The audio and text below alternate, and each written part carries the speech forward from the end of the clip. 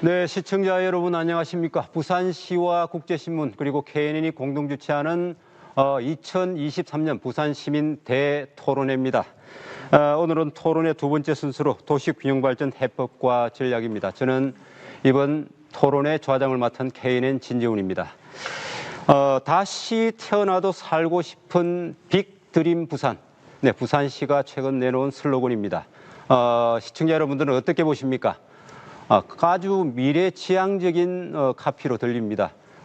다시 태어나도 꼭 살고 싶은 꿈이 많은 도시 부산, 미래지향적이죠.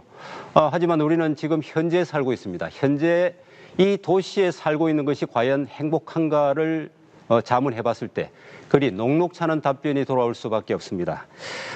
그래서 지금이 안 좋은데 미래가 장밋빛으로 들릴 수만은 없는 것이죠. 이런 부정적인 반응들이 나올 수밖에 없는 것은 균형 발전이라는 단어로 집약될 수밖에 없습니다. 대한민국이 지금 수도권 블랙홀에 대한 균형 발전이 안 되고 있는 부분, 그리고 부산시만 해도 동서간 균형 발전이 심각한 불균형으로 이어지고 있습니다. 여기에다가 최근에 기후위기 또한 만만치 않게 이 부분들을 위협하고 있습니다. AI로 대변되는 4차 산업혁명도 마찬가지입니다. 이 파고들을 넘지 않고서는 균형 발전이라는 부분, 그리고 행복한 삶이라는 것이 도시에서 힘들 수밖에 없는 것으로 보입니다. 그래서 오늘 토론회를 마련했습니다. 도시 균형 발전 90분간 허심탄회한 토론으로 한번 준비해 봤습니다. 그럼 먼저 오늘 발제자 그리고 토론자를 먼저 소개를 드리겠습니다. 지방분권균형발전 도시 부산시민연대에 계시죠. 배준구 정책연구위원장 모셨습니다. 반갑습니다. 네, 반갑습니다. 어서 오십시오. 네, 그리고 부산대학교 도시공학과에 계시죠. 정주철 교수님입니다. 네, 반갑습니다. 네, 반갑습니다. 부산연구원입니다. 김경수 선임연구위원님 모셨습니다. 네, 반갑습니다. 어서 오십시오. 그리고 국제신문 논설실에 계십니다. 정상도 논설실장님 모셨습니다. 반갑습니다. 안녕하십니까? 그리고 주식회사 사이트 플래닝 건축사 사무소 대표로 계시죠. 한영숙 대표님 어서 오십시오. 네, 안녕하세요. 네, 오늘 토론은 먼저 기조 발제를 들어보고 패널 토론을 이어가겠습니다. 그리고 사전에 시민들이 던져주신 질문, 그리고 이 방송이 진행되는 동안 던져주는 질문들을 함께 모아서 질문과 답변을 이어가도록 하겠습니다. 그리고 이 토론은 지금 유튜브로 생중계가 되고 있습니다. 궁금한 점, 이 부분은 꼭 짚고 넘어가겠다고 생각하시는 부분들 즉각 질문을 주시면은 이 자리에서 패널 분들에게 질의하는 자리를 마련해 보도록 하겠습니다. 그럼 먼저 기조 발제를 먼저 들어보도록 하겠습니다. 김경수 부산연구원 선임연구원의 발제를 듣겠습니다. 시간은 15분입니다. 네, 해주시죠. 네, 방금 소개받은 부산연구원의 김경수입니다. 도시균형발전 해법과 전략에 대해서 발표드리겠습니다. 오늘 발표 내용은 크게 4개의 장으로 구성이 되어 있습니다. 첫 번째, 두 번째는 국토의 불균형에 대한 부분, 그리고 3, 4절은 부산시에서의 어떤 균형발전에 대한 실행 전략 부분을 담고 있습니다. 먼저 첫 번째, 국토 불균형 심화와 부산의 현실 부분입니다. 하단에 있는 그 지도를 보시게 되게 되면 푸른색 같은 경우는 인구가 늘어나는 지역, 남부지방을 중심으로 해가지고 그 남측 지역은 인구가 감소하는 지역이 굉장히 고착화되어 있다는 것을 나타내고 있습니다. 즉 국토의 12%에 불과한 수도권 면적의 인구가 과반을 넘고 있는 게 현실입니다. 그러면 정부에서는 그동안 가만히 있었냐? 그게 아니죠. 계속 다양한 정책을 정부 때마다 수립을 하고 시행을 했습니다만은, 그런데 그 결과가 지금은 더 크게 나타나고 있다는 게 더 문제점이 있습니다. 이 그래프로 요약을 해봤는데 1950년대 한국전쟁 끝나고 이전부터 해가지고 한국 정부 수립 이후 현재까지의 그래프입니다. 과거와는 수도권과 비수도권의 인구 격차가 컸습니다. 즉 비수도권 인구가 훨씬 더 많았습니다만은 지금은 역전이 되어 있습니다. 그 과정에서 정부에서는 다양한 법이라든지 정책을 펴가지고 수도권 집중을 억제하기 위해서 노력을 하였습니다만은 모든 것이 다 실패했다는 것이 그래프로 나타내는 증거가 되겠습니다. 이 지도를 보시게 되게 되면요, 1990년과 현재의 인구 분포입니다. 점으로 찍었는데 검게 나타나 있는 부분이 한 개 점 하나가 10,000명을 나타내는데 지금은 충청도까지 수도권화가 진행이 되고 있는 것을 보이고 있다고 보시면 되겠습니다. 앞에서도 말씀드렸습니다만 국토 공간을 갖다가 제어하는 법률이 우리나라에 있는데 수많은 법이 있습니다만 대표적인 게 한 5가지만 보게 되게 되면 제1장에 항상 목적을 적고 있습니다. 국가균형발전특별법 같은 경우는 지역 간의 불균형을 해소하고 국가균형발전에 이바지하는 것을 목적으로 한다. 밑에 하위법들도 마찬가지입니다. 마지막에 있는 수도권 정비법은 수도권에 과도하게 집중된 인구와 산업을 적정하게 배치하고 유도하기 위해서 법을 수립을 하였습니다. 사실은 전부 다가 앞에서 보신 바와 같이 실패를 하였습니다. 지금 많이 회자가 되고 있죠. 지역 청소년들한테는 상당히 와닿는 부분인데 취업의 난방 한계선이 우리나라에는 있습니다. 판교 라인, 기역 라인. 이런 부분을 보면 우리가 어떤 생각이 드는지 참 비수도권에 거주하는 청년들에 대한 어떤 그런 아쉬움이 많을 것 같습니다. 우리 부산이 이렇게 된 게는 조금 이유가 있습니다. 1980년대에 성장 억제 지역으로 서울하고 부산을 지정을 했습니다. 그 당시 인구가 한 300만이 되다 보니까 40년 전에 우리 부산의 인구가 현재하고 비슷하다고 보시면 돼요. 40년 동안 인구는 부산은 그대로라고 보시면 됩니다. 그런데 그 당시에는 무슨 일이 있었느냐? 70년대, 80년대가 우리나라의 고도 경제 성장기였는데 그 당시에 수도권 서울하고 부산을 성장 억제 지역으로 묶어서 기업의 신설이나 정설을 전면적으로 규제를 했습니다. 그리고 80년 들어서는 또 지방세를 5배를 중과를 했습니다. 5배 중과. 그러므로 인해 가지고 모든 부산에 있는 조금 중견기업, 종업원이 100명이 넘는 기업들은 전부 다 김해 양산으로 울며 계장맥교로 이사를 다 했습니다. 이런 내용을 아시는 분들이 별로 없어요. 그리고 난 다음에 지방자치제가 95년도에 시행이 되었죠. 그때부터 이제는 알아서 각자 도생을 하라고 하니까 다 기업이 없는 상태에서 아무리 해도 안 되는 게 부산에 요약되어 있는 현실입니다. 또 하나 말씀드릴 거는 얼마 전에 국가균형발전 해가지고 우리 부산도 10여 년 전에 기업들이 내려왔죠. 공공기관들이 내려왔습니다. 지금도 제2차 공공기관 이전을 준비를 하고 있죠. 그런데요, 여기에서도 부울경 같은 경우는 그 지역의 대학 졸업자들에게 취업을 시키는데 부산은 이 대학생 졸업생이 좀 많습니다. 부울경에 합하게 되게 되면 약 한 40여만 명 되는데 부산이 반 이상이거든요. 한 25만 명, 울산이 약 한 3만 7천 명, 경남이 12만 명 정도 되는데 울산하고 경남만 공공기관 채용을 갖다가 할당을 하는 것 30%를 할당하는 것에 서로 티오를 공유를 하고 있습니다. 부산은 안 끼어져요. 왜? 졸업생 수가 많아서. 그래서 작년부터 지금 하고 있습니다. 30% 하는 거에. 그런데 광주 전남이라든지 대구라든지 대전 충청도 다 같이 광역화로 해가지고 같이 공유를 해가지고 인재를 갖다가 확보를 하는 전략을 펴고 있는데 부울경은 이게 말이 하나가 아닙니다. 그래서 이런 부분이 참 몇 가지 예가 있습니다만 하나를 말씀드렸던 부분이고요. 앞에서 제가 인구가 많이 줄었습니다라고 했습니다만 더 심각한 것은 앞으로가 더 심각합니다. 전국에서 제일 인구 감소가 심화되는 지역이 저희 부산이다. 제가 모두의 기업들이 다 빠져나갔다고 말씀드렸는데 청년들이 다 이제는 취업을 위해서 다 부산을 떠나고 있습니다. 그냥 그런 상태에서 지역 균형 발전을 갖다가 우리 부산만 가지고 이야기하는 것은 의미가 없다라는 그런 측면에서 수도권 집중에 대한 부분을 제2수도라고 하는 우리 부산이 이야기를 하지 않으면 그 말을 할 자격도 딴 데는 할 여력도 없습니다. 이제 그런 측면에서 좀 이해를 해야 될 부분이 있다고 말씀을 드리고요. 제가 앞에서 말씀드린 바와 같이 우리 부산시가 100여 년 전부터의 태동되어 있는 현재의 규모입니다. 제가 앞에서 말씀드린 바와 같이 80년대 인구가 벌써 현재보다 다 추월을 해 있습니다. 그만큼 40년 동안 계속적으로 인구가 줄고 있는, 전국적으로는 엊그제 줄었는데 이제 그런 부분에서 우리 이걸 갖다가 단순하게 지역 내에서의 문제로 보는 것은 의미가 없다라는 그런 측면에서 말씀을 드리는 겁니다.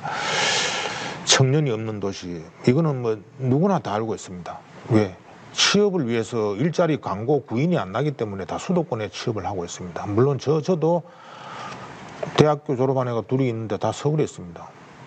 안 놀라면 서울에 취업을 해야 되니까요. 이제 그런 부분에 참 안타까운 현실이고, 문제는 앞으로는 더 심하다는 것입니다. 역삼각형 형태가 되는 게 우리 부산시의 인구 구조입니다.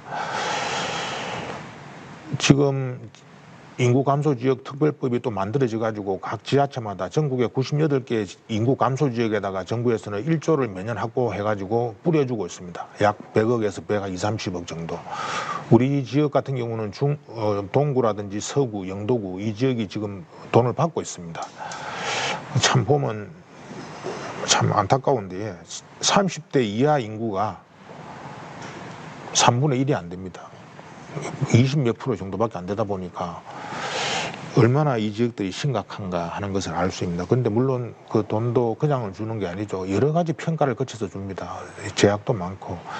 그게 부산의 현실입니다. 그런데 저희는 사회적 혼란기에 피난민 시대 때부터 시가지가 다 조성이 되다 보니까 어느 지역이든지 재개발, 재건축 요건이 다 해당이 될 정도로 노후주택이 많이 있습니다. 부산 전역이라고 보면 됩니다. 동부산의 해운대 신시가지, 요즘은 신시가지라는 말을 안 씁니다. 구시가지라는 말을 쓰지. 그것도 20년이 넘다 보니까 똑같은 문제가 뭐 동부산이라고 예외가 아니라는 겁니다. 반여 반속 마찬가지입니다.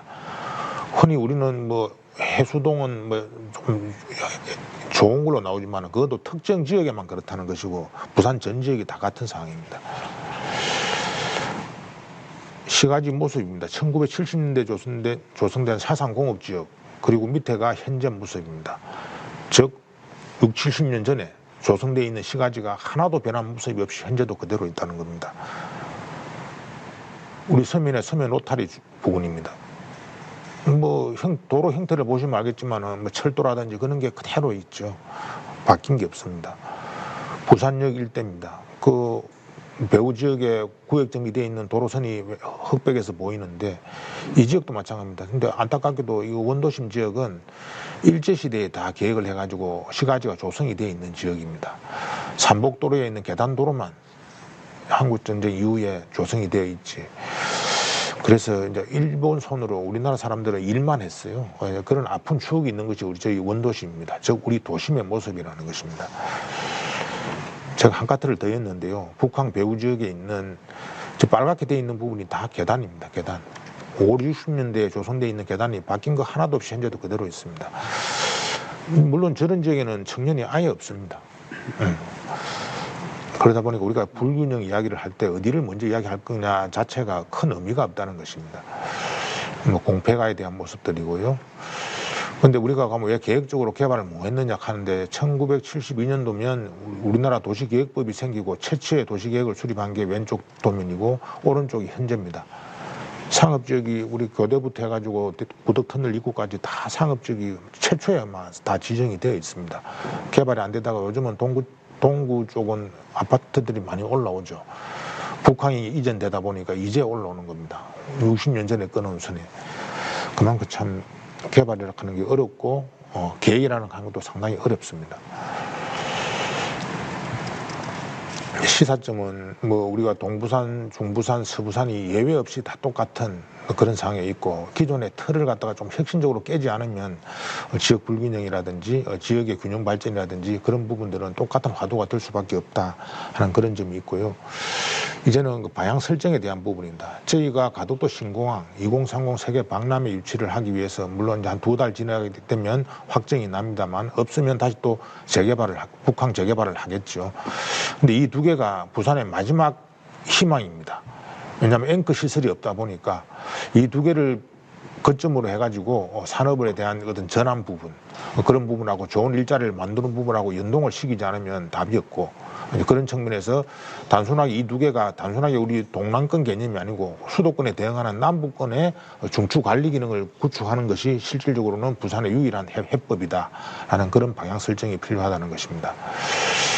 요 북항 재개발 부분은 요 색으로 하단 도면에 있는 부분이 다 매립지입니다. 매립지인데 자성대 부두의 거의 대부분까지가 일제시대에 조성이 되어 있는 부분이기 때문에 저 지역에 엑스포를 개최하는 것이 큰 의미가 있다. 그런 측면에서 이해를 하시면 되겠습니다. 잘 보시는 바와 같이 원도심에 가용지가 없으면 다시 동부산 개발이 이어지고 다시 서부산 개발이 이어지고 다시 돌아와가지고 우리 북항 최초의 우리 시가지가 조성된 북항으로 지금 재개발이 일어나고 있습니다. 그 하는 기간이 60-70년이 걸렸습니다. 이제 이 두 개의 추구를 해가지고 부산 대개조의 마지막 기회가 현재가 아닌가 하는 생각을 가지고 있고요. 그런 측면에서 오늘 회의 발표도 좀 그런 의미의 축약이라고 보시면 되겠습니다. 도심은 그냥 도심이 아니죠, 그죠? 잘 아시는 바와 같이 경부선이 부산시 도심을 관통을 하고 있습니다. 부산역부터 부전시장 쪽을 보시면 그런 부분에서 도시 공간 구조가 완전히 왜곡이 되어 있죠. 건너가도 못하고 그런 부분을 엑스포라든지 북항 재개발을 통해서 다시 이어주자 하는 그런 것이 주요 내용이 되겠습니다. 그런 의미에서 철도 시설을 전면적으로 재배치하는 계획을 수립해서 시에서 지금 추진을 하고 있고, 뭐 범천 차량기지장이라든지 가야 조차장 같은 경우도 기능이 대폭 강서 쪽으로 이전을 하게 되고 철도 지하를 추진을 하고 있습니다. 부산 도심을 대개조하는 출발지가 바로 우리 북항인데요. 바로 도심이라는 것은 부산의 얼굴이죠, 그죠? 도심을 도심답게 하기 위해서 시민공원부터 북항까지를 잇는 어떤 큰 축의 도심 대개조 계획을 부산시에서도 추진을 하고 지금 추진을 하고 있습니다. 사실은 잘 되지는 않습니다. 왜 그러냐 하게 되게 되면 이게 기존 시가지에서 개발한다는 것은 엄청나게 어렵습니다. 이제 그런 측면에서 시간은 걸리더라도 지금 뭐 본격적으로 좀 추진하고 있다는 말씀을 드리고요. 주요 아이템들은 참고로 보시면 되겠습니다. 대표적인 것이 교통공사를 갖다가 노포동으로 이전하고 그 공간을 수변 비즈니스 파크로 만드는 부분, 그런 부분이 되겠습니다. 부산에 신산업이 없다라는 말씀은 너무나 잘 알고 있습니다. 왜냐하게 되게 되면 기존의 그 중견 기업들이 다 나갔기 때문에 그렇습니다. 그 없는 것을 다시 채우려고 하니까 엄청나게 힘이 듭니다. 이제 그런 측면에서 신산업을 육성하기 위해서 해양산업이라든지 그런 부분을 저희가 지금 시에서 중점적으로 대응을 하고 있는 부분이 되겠습니다. 도심 교통축에 대한 혁신 부분입니다. 그 제일 잘 아시다시피 철도라든지 고가도로가 부산은 너무나 많습니다. 그런 부분, 즉 도심을 대개조하기 위해서는 공간 혁신을 하겠다 하는 그런 측면인데요. 엑스포가 개최하려고 하고 있는 우리 도심 모습입니다. 북한 지역을 보시게 되게 되면 3층, 4층 구조. 굳이 놀이기구 타러 안 가도 돼요. 저 자체가 롤러코스터거든요. 이제 그런 부분들을 전면적으로 다 걷어내겠다 하는 그런 원칙을 가지고 시에서 지금 추진을 하고 있습니다.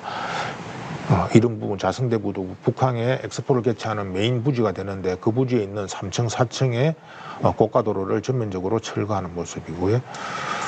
55보급창을 공원한다는 사업도 시에서 담고 있습니다. 그 동천 입구 부지요.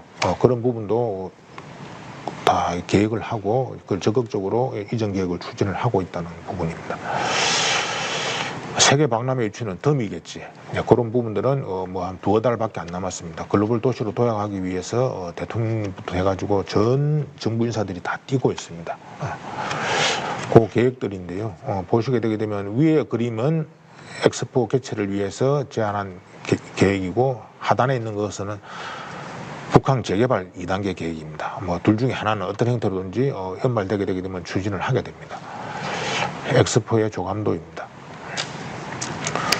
삼복도로 노후주거지 공공개발 부분인데 이제 엑스포를 아무리 하고 북항 재개발을 한들 아까 계단 도로가 많았던 노후주거지역을 바꿀 수 있는 대안이 없습니다.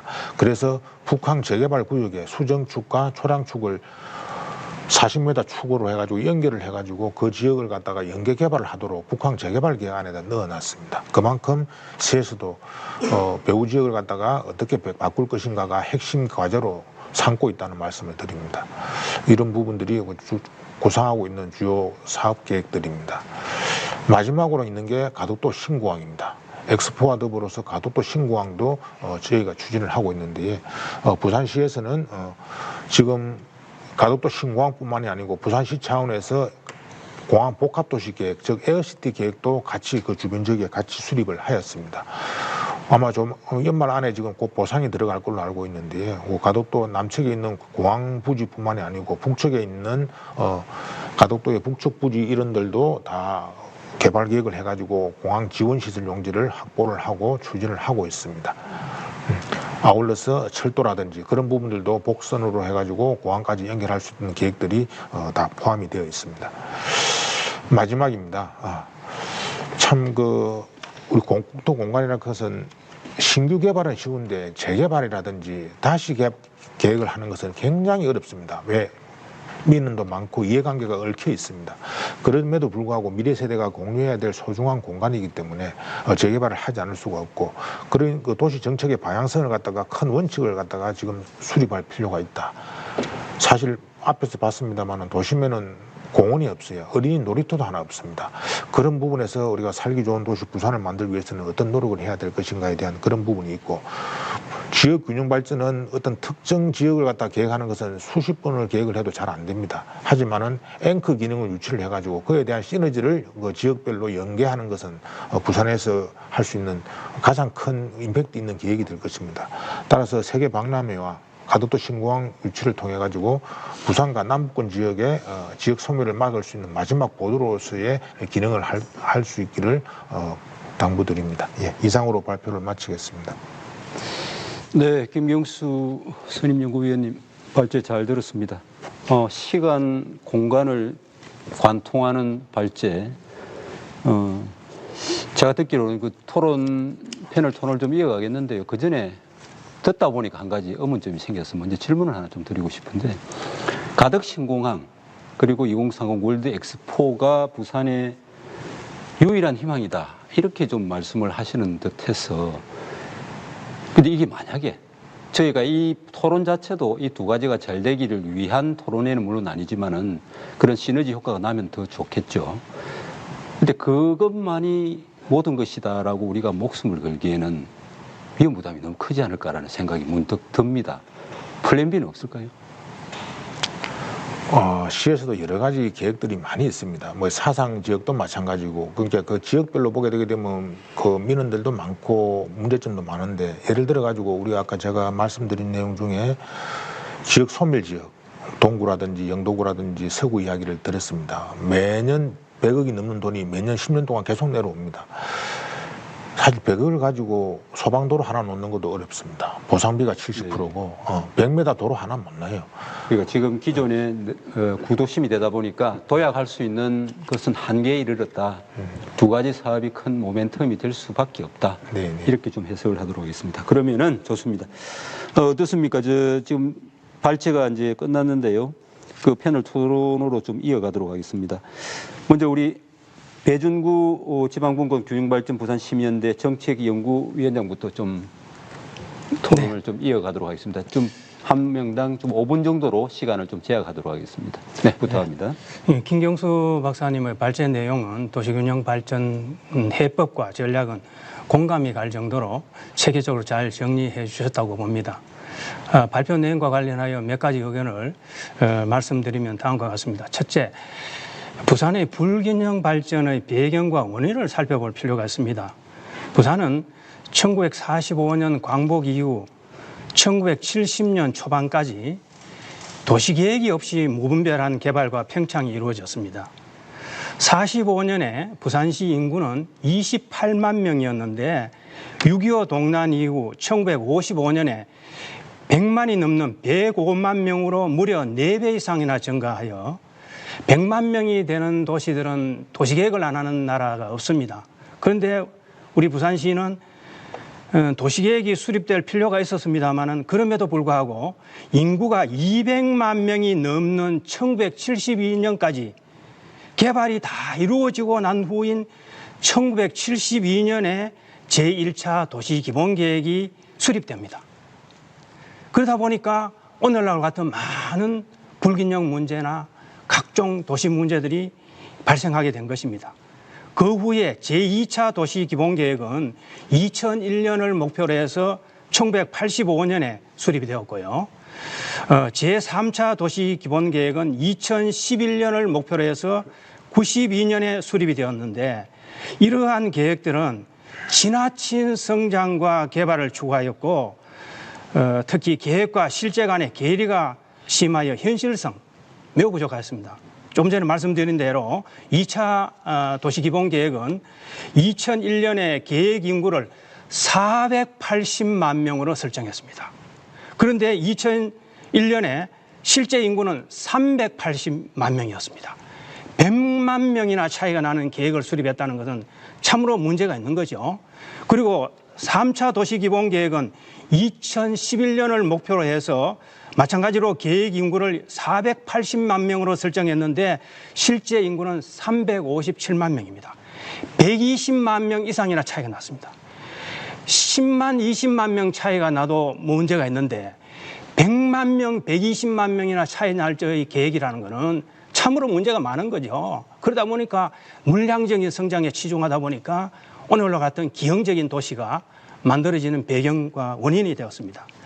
이러한 경우들은 경우 앞으로 우리 도시균형 발전을 위해서 참 적실성 있는 계획, 현실성 있는 계획 수립할 때에 반면교사로 우리가 삼아야 될 겁니다. 두 번째는 부산을 비롯한 우리나라의 공간계획, 오늘 발표하신 내용 보면 국토조합계획, 도시기본계획, 균형발전계획, 우리나라는 수도권 정비계획, 수많은 계획들이 많이 수립되고 있는데 이러한 계획에서 제시한 사업들은 제대로 실행하지 못하는 경우가 많습니다. 이런 계획을 흔히 우리가 종합계획이라 하거든요. 모든 것은 마스터 플랜, 다 망라하는 계획은 비전과 방향을 제시하는 데 초점을 두어서 재정을 충분히 고려하지 않습니다.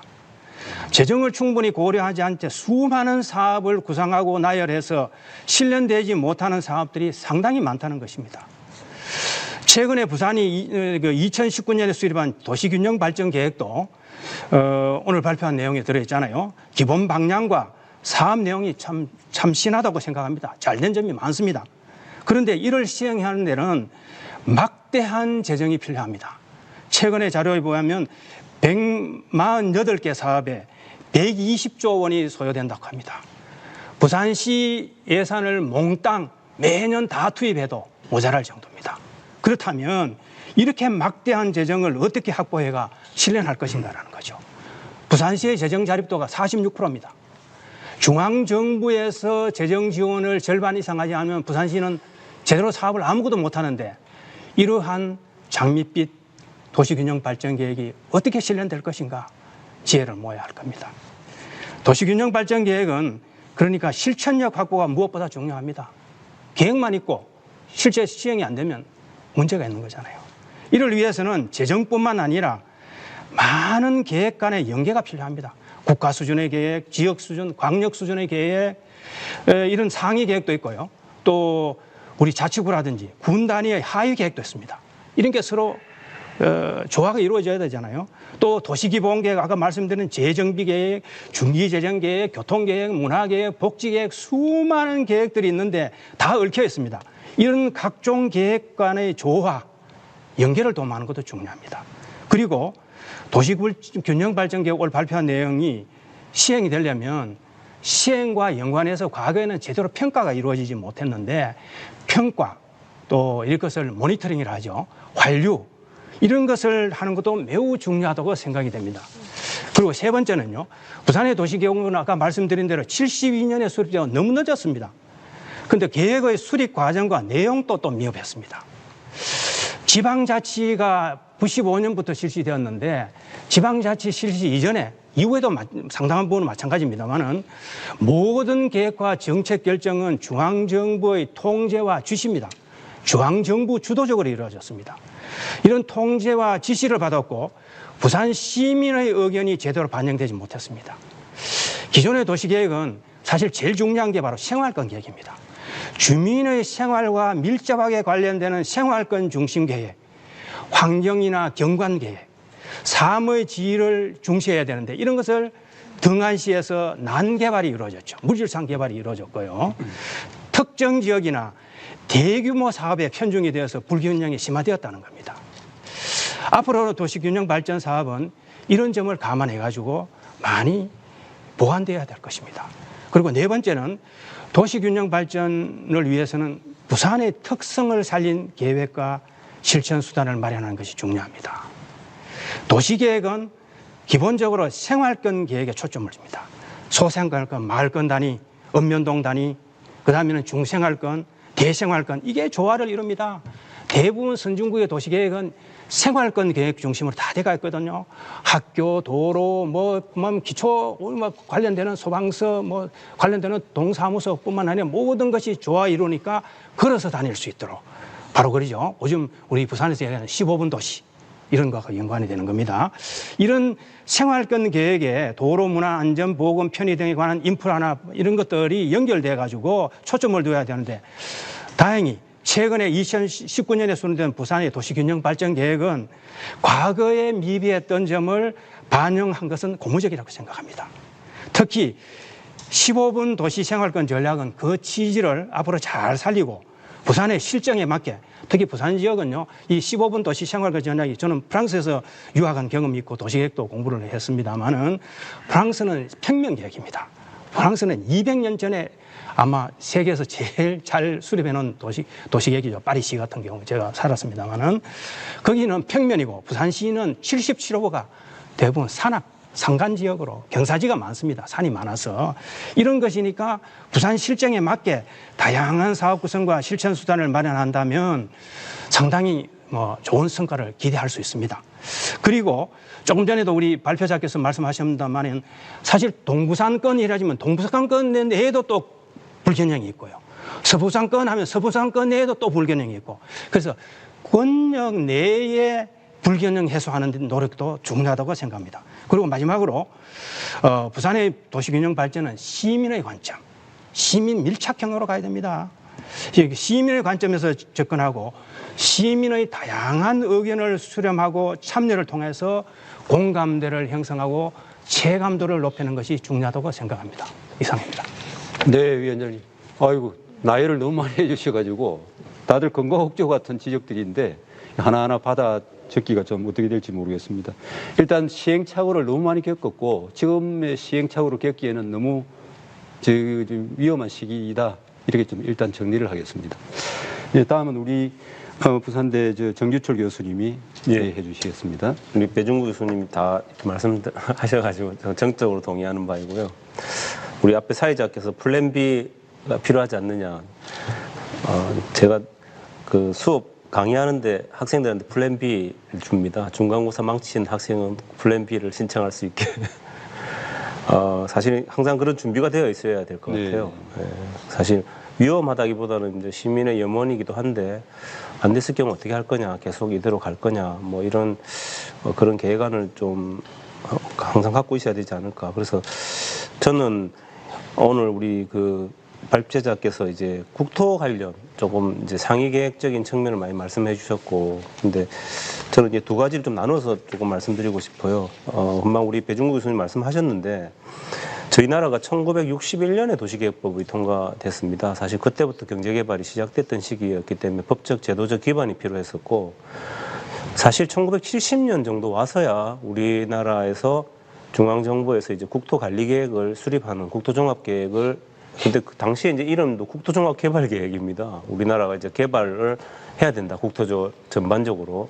그렇게 시작을 해서 지금 현재 5차까지 이제 수립이 되어 있는 상황인데, 당시 만들 때도 이 국토의 효율적 발전, 그다음에 균형 발전이 있었습니다. 균형 발전. 이게 당시부터 균형 발전이라는 건 하나의 규범이었던 생각이 듭니다. 규범적으로 불균형하면 안 된다, 불평등하면 안 된다라는 관점을 갖고 있었는데, 저도 5차 때 자문위원을 했는데 그 당시 이제 수립하고 있던 국토연구원에서 뭐라고 하냐면 지금까지 효율에만 초점을 맞췄다. 솔직히 그렇게 이야기를 하고 있더라고요. 그러니까 우리나라의 발전이라는 것이 사실은 수도권 중심의 서울 발전으로 계속 이어져 내려왔고, 사실 우리 부산 같은 경우는 가장 그래도 형편이 나았던 도시 중에 하나인데 이제 90년대 이후에 저희가 직격탄을 받았습니다. 지금은 전국에서 가장 쇠퇴되고 있는 도시 중에 하나가 저희 부산이고, 한 최근 20년 동안 20% 인구 감소가 되고 있고, 소멸 지역으로도 지금 한 4개구가 선정이 되어 있는 정도로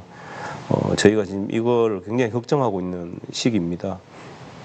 근데 이제 무조건 국가 잘못이다, 이제 이렇게 하기에는 사실 근데 수도권을 계속 개발을 하려고 하고 신도시를 수도권에 만들려고 하는 이런 시도가 계속 있었습니다. 국가적으로. 왜냐하면 서울의 부동산 가격을 잡겠다고 하는 그런 측면이 있었죠.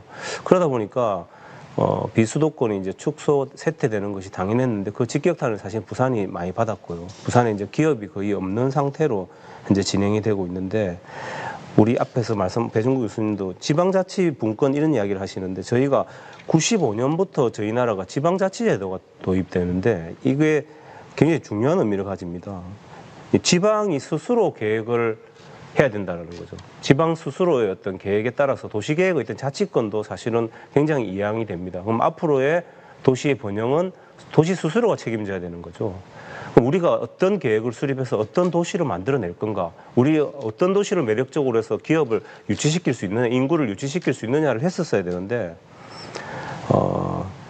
이게 좀 부족하지 않았냐. 그래서 우리 앞에서 우리 발제자께서 많은 이야기를 해주시지 않, 이제 좀 그런 계획을 수립해야 되는 시기가 왔죠. 예전에도 도시의 대개조라든 측면이라든지 도심 철도 지하 문제라든지 이런 문제를 계속 논의를 했었어야 되는데 현재는 이제 제기가 된 상태죠. 이게 얼마나 걸릴지 사실은 도시가 얼마나 쇠퇴되는 기간 동안 이게 빨리 진행될 수 있을까가 걱정인데 이제 우리가 엑스포 이야기하는 게 그 힘을 빌려서 하겠다는 측면이 좀 있습니다. 근데 이제 도시라는 측면을 다시 제가 말씀을 드리자면요.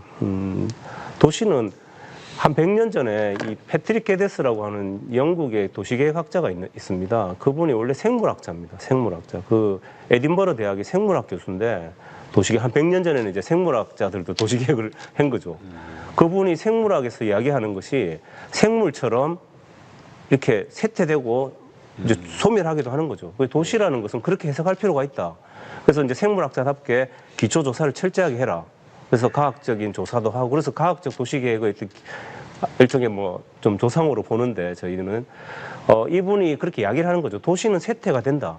거기에 대한 대비를 해야 된다라고 하는 항상 그런 이야기를 하고 있어서 이게 균형 발전이라는 게 우리나라에서는 규범이지만 외국에서는 이런 단어가 잘 없어요. 네, 네.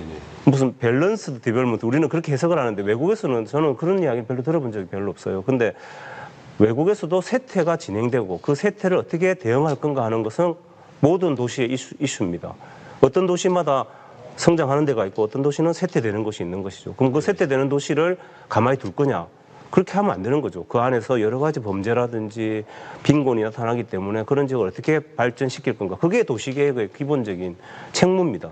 이제 그런 것들을 지방 스스로 할 수 있게끔 하는 거. 그래서 도시계획가들이 나오고 지방의 도시계획을 활성화시키는 것이 지역이 해야 될 일입니다.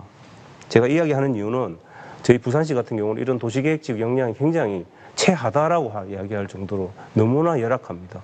지금 도시계획직이 9급 공무원 10명 정도 있습니다. 저희 부산시 공무원이 몇천 명이 되는 걸로 아는데 그중 10명이 밖에 안 되는 이런 역량 가지고는 전문가도 많이 없어요. 그러니까 저희가 할 수 있는 역량이 많이 부족한 것도 사실이 있습니다. 이 역량도 우리가 눈을 감고 계획만 수립해서 하자. 할 사람이 별로 없는 거죠. 이 이야기를 제가 뭐 방송 나와서 사실 이런 이야기 거의 처음 하는데 이런 걸 계속 해야 되는 것을 하지 않았던 거고 그러면 이제 원도심이 이렇게 쇠퇴되는데 우리가 지금 어떻게 할 건가 하는 부분에 기업 유치가 안 됩니다. 조금만 땅이 비면 거기다가 주거만 만들겠다. 그러니까 이거는 계획이 아니에요. 그냥 돈이 되고 이익이 되니까 일종의 사업 형태로 진행되는데 모든 사람이 걱정하는 거죠. 그게 사람들만 가서 살면 다냐. 누가 들어갈 거냐. 이런 것들이 악순환이 되면서 사실은 부산의 부동산 가격이 계속 오를 수 있느냐. 저는 절대로 불가능하다고 봅니다. 이런 식으로 계속 가다가는. 그러면 이제 기업 유치를 해야 되고 하는데 사실 청년들이 없습니다. 청년들이 원도심이나 도심에서 다 빠지고 있습니다. 왜? 들어가서 살 데가 없는 거죠. 들어가서 살 데도 없고. 그래서 이런 좀 혁신적인 정책들이 필요해서 청년을 끌어들이기 위한 정책이 뭐가 일자리를 주죠. 일자리가 안 됩니다. 잘. 그럼 어떻게 해야 되느냐. 여러 가지 혁신적 정책을 만들어내야 됩니다. 원도심에 여러 지자체들이 모여서 뭐 예를 들면 보육을 뭐 다 맡아서 해주겠다라든지 아이들을 키울 수 있는 뭐 저녁부터 뭐 그런 정책들이라도 좀 나와서 청년들이 도심으로 다시 들어가든지 해야 되는데 이런 정책들을 지금 저희가 빨리 내야 됩니다. 이렇지 않으면 인구가 계속 소멸되고 하면 저희는 지금 대학도 위기고요. 대학의 신입생이 거의 20, 30% 지금 못 뽑아지는 상태고 뭐 산업의 뭐 축소는 뭐 불을 보듯 뻔하고 지금 상업도 대부분 다 임대를 놓고 있고 지금 남포동이나 저희 원도시에 가보면 문을 다 닫았습니다. 이게 굉장히 심각하고 대중교통 얼마 전에 버스 뭐 요금을 올린다는데 적자지 않습니까? 이 이유가 뭡니까? 이게 인구는 줄어들고 도시는 계속 확장이 되니까 그것을 커버하기 위해서 대중교통 노선을 세금으로 이렇게 커버하는데 대부분 다 적자입니다. 이런 도시는 미래가 별로 안 보이는 거죠. 그래서 이 문제를 지금 어떻게 풀 건가 하는 문제입니다. 기존에 우리 배준국 교수님도 말씀하셨는데 도시를 바라보는 관점, 그러니까 생활권 계획이라고 하는 우리가 균형 발전이라는 거는 예를 들면 뭐 모든 도시를 해운대처럼 만들어 달라. 그건 아니지 않느냐는 거죠. 도시라는 것은 사실 위계가 있는 거거든요. 도심이 있고 부도심이 있고 지역마다 그런 중심이 있고 주거 지역이 있고 그럼 각각의 지역이 그 안에서 사람들이 적절히 살 수 있는 여러 가지 역량을 갖춰주는 도시 그런 것들이 균형 발전의 도시라고 저는 생각을 하고 이런 생활권 계획 지금 현재 이제 부산시도 수립을 한다고 하는데 이런 것들을 중심으로 어느 지역에 살든 자기가 어느 정도는 이렇게 인간답게 살 수 있는 그런 도시 뭐 산책을 하고 요즘은 뭐 강아지도 많이 키우는 개가 산책할 수 있는 그런 공간들이라든지 숨 쉴 수 있는 공간들 뭐 여러 가지 그 생활의 편의성의 그런 것들이 지금 부족하기 때문에 우리가 균형 발전이 잘못됐다. 이게 불균형 발전은 잘못됐다. 이렇게 이야기하는 것이지 모든 지역이 해운대가 되지 않고 모든 지역이 서면이 안 돼서 불평등하다. 이런 거는 아니다고 봅니다. 그런 점은 좀 저희가 좀 생각을 하면서 접근을 했으면 좋겠습니다. 저는 이 정도 이야기하겠습니다. 아이고, 예, 고맙습니다. 그러니까 도시에 대한 진단이 처음부터 좀 문제가 있지 않느냐. 그 생로병사를 따지면 도시도 쇠퇴기를 거치는 부분이 분명히 있는데 무조건 균형 발전이 무조건 지상 과제처럼 되는 부분은 진단을 잘못하고 있는 부분이 될 수도 있다. 그렇게 좀 들리기도 합니다. 잘 들었습니다, 정 교수님. 그리고 우리 정상도 논설실장님, 다음 이어가 주시기 바랍니다. 예, 우선 우리 김경수 박사님 주제 발표 내용을 잘 들었고 두 분 그 앞에 토론해 주신 분들 내용도 상당히 그 귀담아 들을 내용이라고 생각합니다. 저는 이제 이런 생각을 한번 해봤습니다. 예를 들어서 이제 계획이라는 건 사람을 위해서 필요한데 이 계획 안에 이제 사람이 얼마나 많이 반영이 되어 왔더냐 뭐 그런 생각을 한번 해봤습니다. 결국 그 도시라는 게 발전하기 위해서는 하드웨어도 필요하지만 그걸 영위하는 사람들 정말 중요하지 않겠느냐 막 그런 생각을 하면서 토론에 참석을 했습니다. 결국 그 균형 발전이라고 할 때 그 속뜻은 같이 잘 먹고 같이 잘 살자 뭐 이런 게 아니겠느냐 쉽게 말하면 그런 것이라고 저는 생각을 합니다. 지금 대한민국은 서울과 그 나머지라는 지독한 그 불균형을 겪고 있고요. 또 우리나라는 그것 때문에 지역이 살아야 대한민국이 살 수 있다 뭐 이렇게 이야기를 합니다. 하지만 그런 이야기를 해결하기 위한 어마무시한 방안이 논의되는 가운데 이제는 서울이 너무 집중되기 때문에 오히려 그게 대한민국을 그 디스토피아로 만드는 요인이 될 수도 있다. 이런 이야기까지도 나오고 있는 상황입니다. 근데 따지고 보면 이제 이게 부산에서도 비슷한 이야기가 되고 있다는 거죠. 그래서 오늘 그 균형 발전이라는 게 그 시민들이 같이 그 집단지성을 모아야 될 큰 화두가 아니겠느냐 이렇게 생각을 합니다. 근데 이렇게 생각을 해볼 수도 있을 것 같습니다. 해방 이후에 정말 열심히 살았고 이제는 세계 10대 경제 대국이라고 합니다. 실제로 그 수치가 그런 걸 증명을 해줍니다. 그런데도 불구하고 먹고 사는 문제가 이렇게 초미의 관심사라면 배가 고픈 게 아니고 정신이 좀 고픈 거 아니냐 뭐 이런 생각을 같이 하면서 제가 하고 싶은 이야기를 도시 균형 발전에 더해가지고 세 가지만 말씀을 드리겠습니다. 우선 뭐 중앙정부가 전체 나라의 어떤 돈과 권한을 흔쾌히 내놓지 못하는 이유가 뭐 명백할 겁니다. 뭐 이를 극복하는 대안 중에 하나가 서울 초집중을 완화하고 초집중에 대한 그 대안이 될 수 있는 지역의 어떤 연합이다.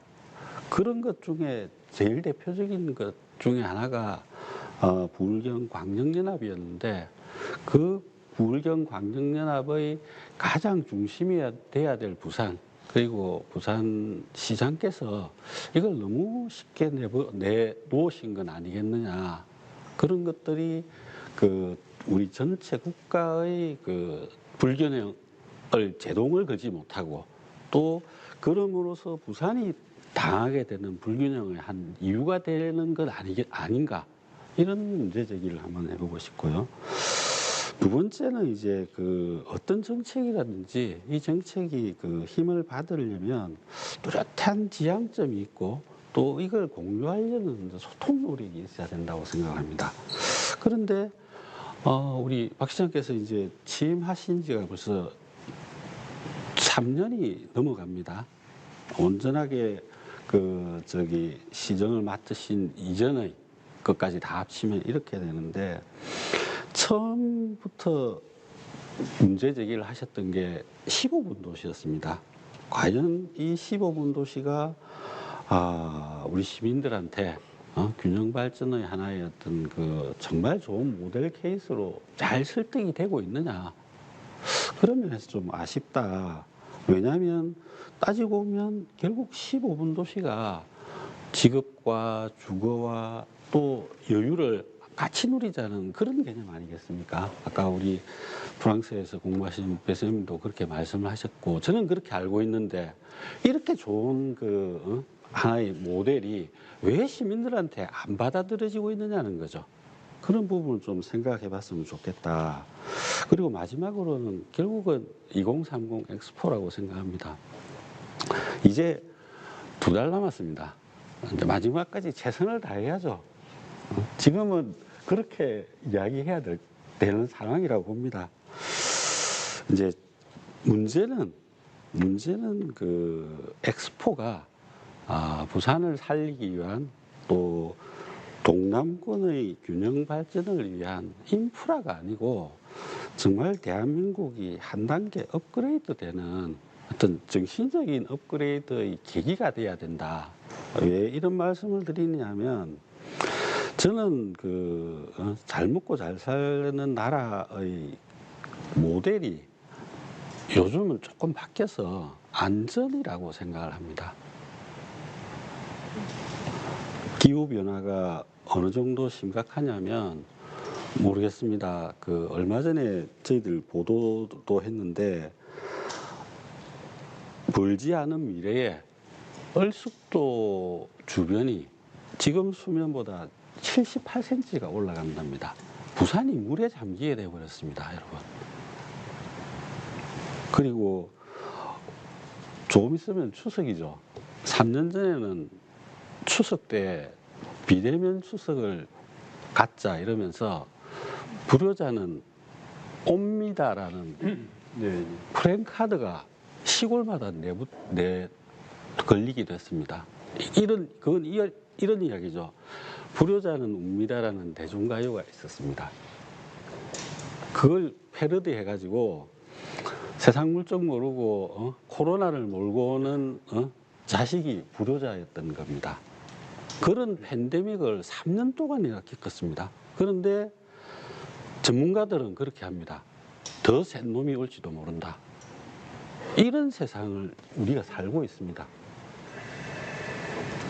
그러면 균형 발전의 어떤 지향점 중에 하나로 당연히 안전을 내세워야 되는 거 아니겠습니까? 그게 우리가 잘 먹고 잘 사는 거 아니겠습니까?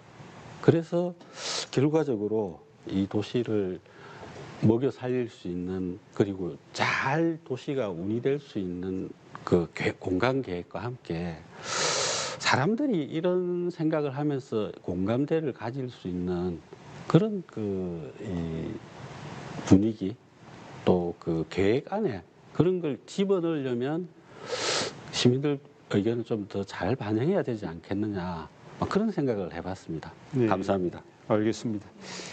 결국 뭐 좋은 제도가 있더라도 우리 스스로가 가진 능력이 있느냐, 의지가 있느냐, 이 부분들이 곧 계산해 보지 않을 수가 없는 부분인 것 같습니다. 자, 그러면은 우리 한혁수 소장님, 대표님, 네. 좀 말씀해 주시죠.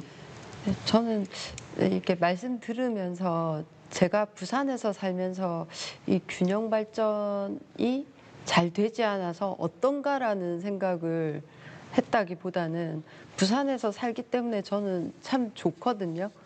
부산이 너무 좋고, 그리고 제가 이 일을 하면서 아까 말씀하신 15분 도시를 연구하는 계기가 있었습니다. 해보면 부산은 바다와 산 사이에 시가지가 만들어지면서 한 1에서 1.5km 정도가 돼요. 그러면 어느 지역에서나 한 10분을 걷게 되면 자연을 만날 수 있어요. 다만 경사가 적기 때문에 그 가는 길이 도로라, 지금 뭐 체계적인 도시 계획이 어려워서 도로로 지금 단절되거나 계단이 너무 급경사여서 위험하거나, 그래서 그런 일들은 조금씩 어반코어란 이름으로 엘리베이터나 모노레일이나 에스컬레이터나 다양한 수단을 가지고 사실 조금씩 넣어보는, 그 삼복도로 르네상스 이후로 그런 프로젝트도 계속 경험하면서 조금씩 나아질 거라고는 생각을 하는데요. 우리가 그 개발 시대 도시는 왠지 정책 이주지 뭐 연역을 봐도 여기 정책 이주지 만들어야 돼요라고 64년에 삼복도로 개설을 하고 정책 이주지 68년에 만들고 어느 순간 다 집 짓고 있는 게 4년 뒤였어요. 72년도 사진 보면 다 들어차 있거든요.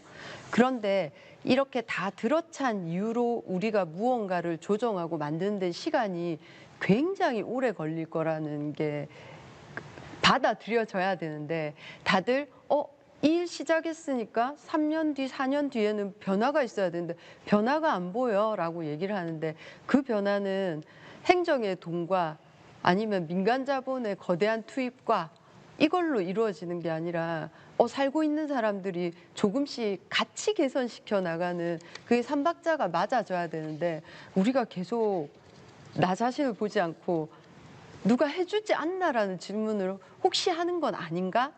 그런데 그렇게 누가 해주지 않나라고 질문하게 되는 게 사실 우리가 어떤 개발의 시대에서 관리의 시대로 넘어가면서 관리 체계나 시스템이 명확하게 시민들한테 전달되는 과정이 부족했다고 저는 보거든요. 그런데 다행히도 대한민국은 스마트로 굉장히 앞서가는 국가입니다. 그래서 15분 도시를 구상한 이후 이제 AI 도시 계획이라는 어떤 그런 것도 그러면 15분 도시를 실행하고 그것을 또 스마트 솔루션과 함께 가는 것도 정부 사업비를 크게 받았다고 합니다.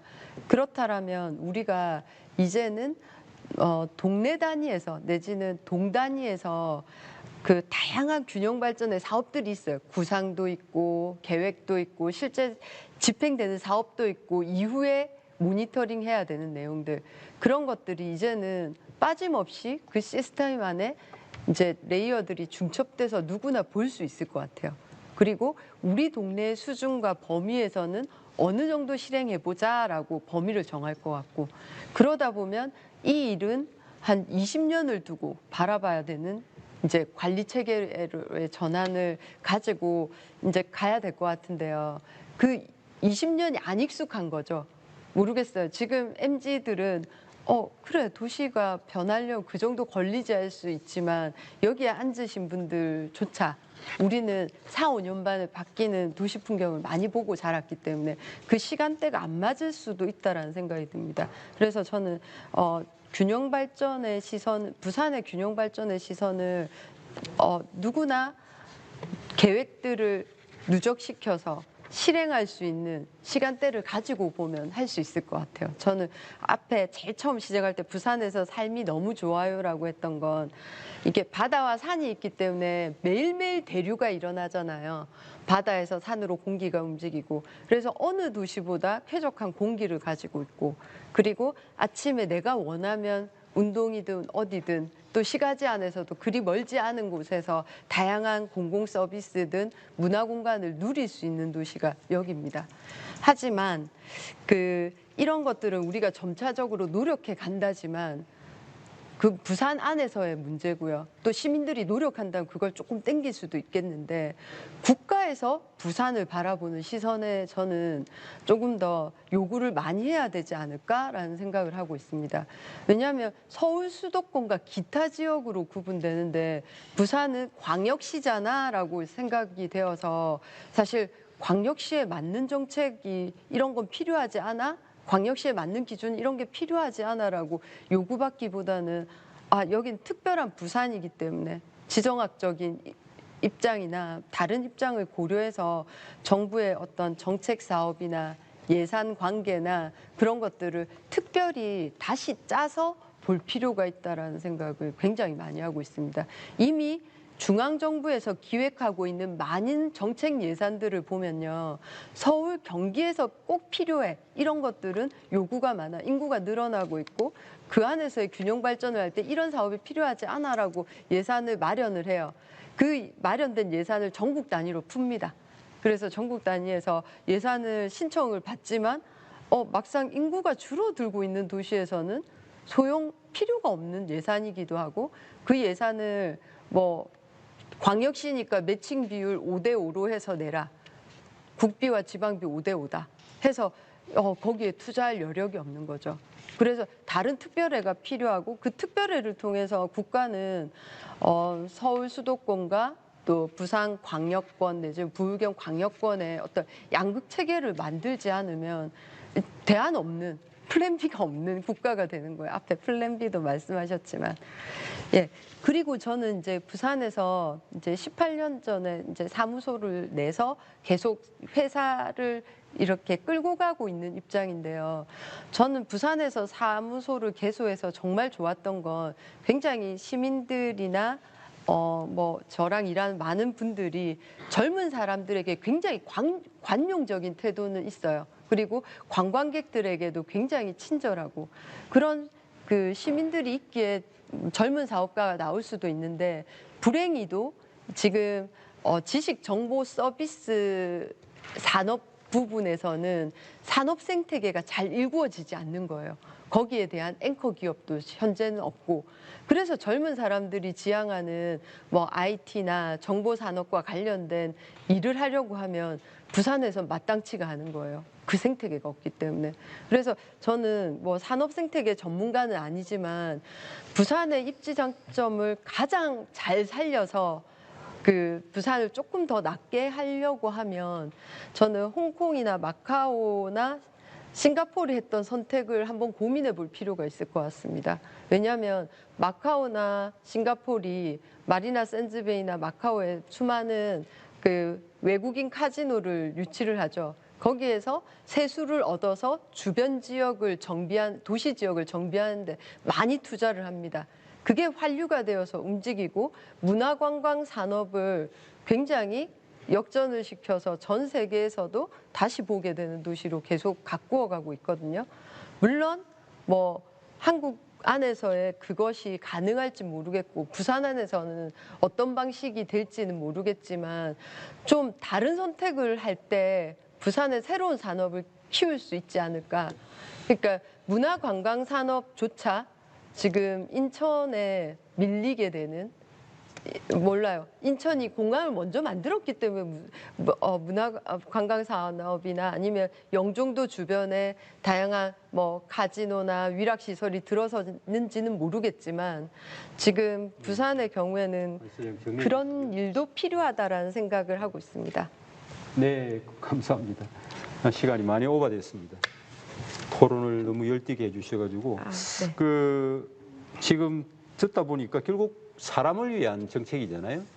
그래서 그 정책을 하기 위해서 사람이 정책을 하는 거고 아까 우리 정 교수님이 말씀하셨습니까? 구급 도시 계획을 하고 있는 담당자들이 구급이 10명이 전부다. 상당히 충격적인 통계입니다.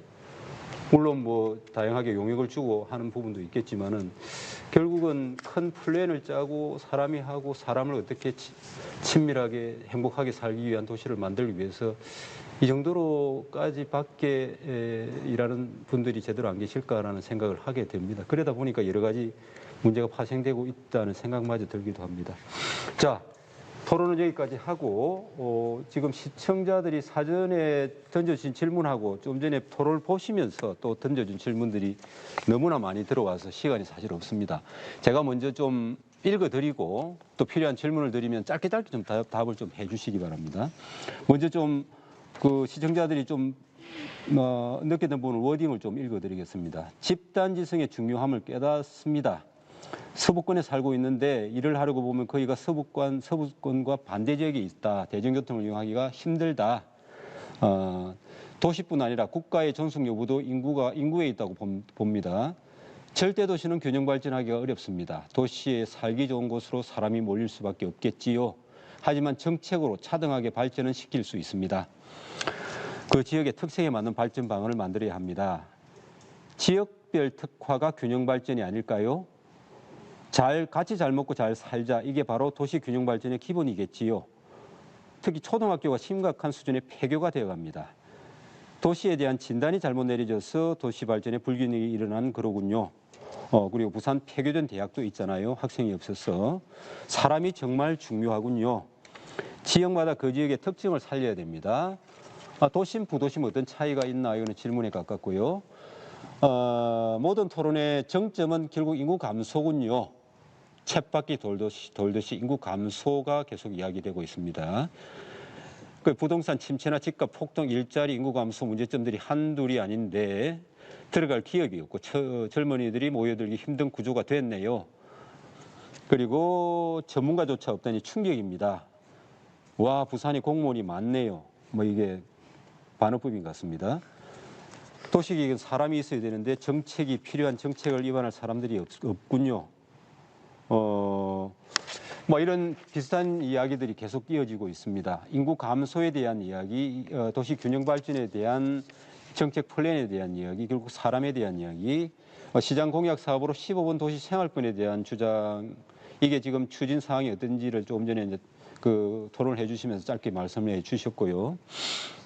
결국 인구에 대한 이야기가 여기서 줄을 이루고 있습니다. 많은 분들이. 지나친 개발보다는 가지고 있는 장점을 살리지 못하는 부산의 현실이 안타깝다.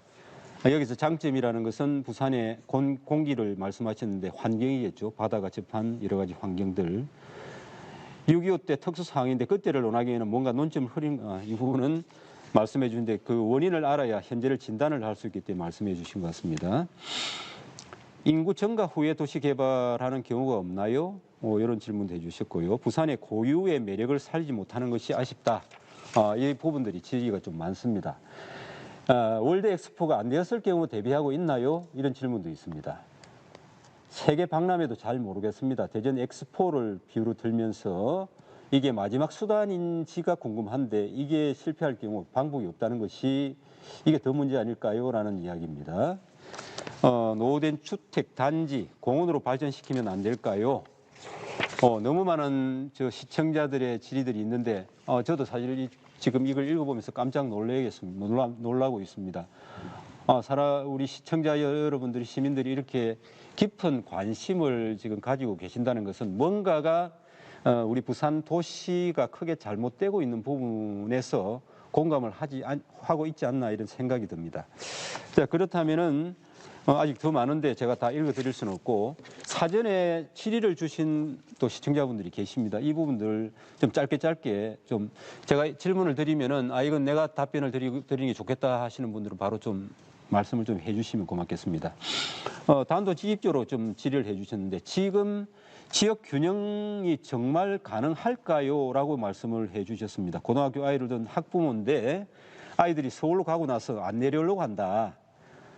장기적인 계획과 지원이 필요한데 지금 하는 정책들은 말로만으로 계속 반복되고 있다.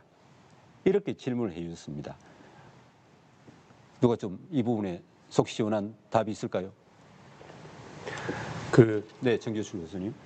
저도 이제 대학에 있으니까 최근에 이제 지역 인재들이 다 이제 서울로 가는 것 같습니다. 그래서 이게 정말 대학의 위기고 저희는 근데 이제 우리가 가정에 계신 우리 부모님들도 당연히 지금 상황에서 애들 보고 서울 가라고 이야기하시고 계시 것도 사실이죠. 그래서 우리 지역에 지역에서 살고 지역에서 있고 싶고 근데 사실은 부산은 다른 데 비하면 아까 우리 한영숙 대표님도 이야기하시지만 부산이 참 좋지 않습니까?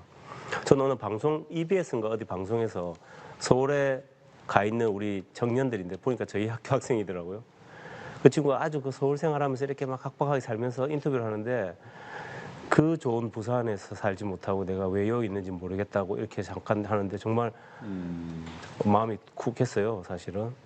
그걸 아마 다른 분들도 보셨을 것 같은데 저희 부산이 왜 그럼 청년들을 그렇게 올려보낼 수밖에 없느냐? 이건 뭐 당연한 지금 이야기인데 이거에 대해서 저희가 정말로 힘을 모아내야 되는데 이 부분이 정말 우리가 역량이 부족한 것 같습니다. 아직도 중앙만 바라보고 있고 아니면 위로부터 뭔가 떨어지길 바라는 듯한 그거 아니면 안 되는 듯한 그런 사고가 팽배합니다. 그러다 보니까 지역은 계속해서 이렇게 낙후가 되고 그래서 이제 다시는 돌리지 못하나 이런 생각도 사실은 듭니다만 세상 사라는 게 세태가 있으면 다시 부흥하는 것도 저는 있다고 봅니다. 그러니까 거기서 하나만 더. 예.